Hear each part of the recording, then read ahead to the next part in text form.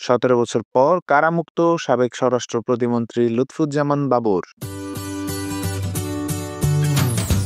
সাবেক স্বরাষ্ট্র প্রতিমন্ত্রী লুৎফুজ্জামান বাবর ১৭ বছর পর কারাগার থেকে মুক্তি পেয়েছেন।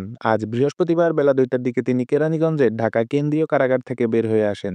এ সময় কারা ফটকে অপেক্ষমান নেত্রকোনা থেকে আসা তার সমর্থক ও বিএনপি নেতাকর্মীরা তাকে ফুলের মালা দিয়ে বরণ করে নেন।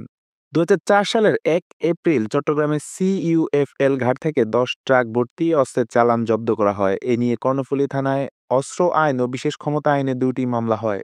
মামলায় ২০১৪ সালের ৩০ জানুয়ারি চট্টগ্রাম মহানগর দায়রা জজ আদালত এবং বিশেষ ট্রাইব্যুনাল এক রায় দেন।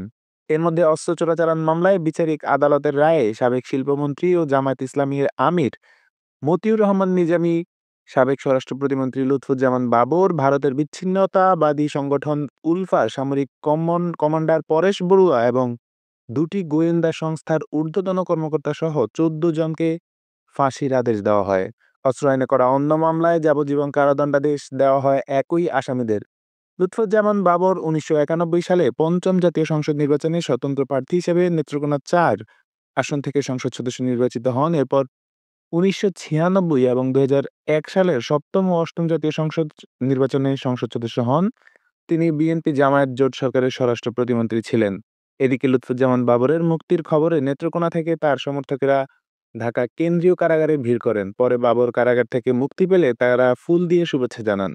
নেত্রকোনার খালিয়াজুড়ি উপজেলার বিএনপির যুগ্ম আহ্বায়ক ফুল মিয়া বলেন, দীর্ঘদিন পর আমাদের নেতা বাবরকে মুক্তি দেওয়া হবে, তাই আজ ভোরে নেত্রকোনা থেকে রওনা দিয়ে ঢাকায় এসেছি। মুক্তি দেওয়া হলে আমরা তাকে বরণ করে নেব।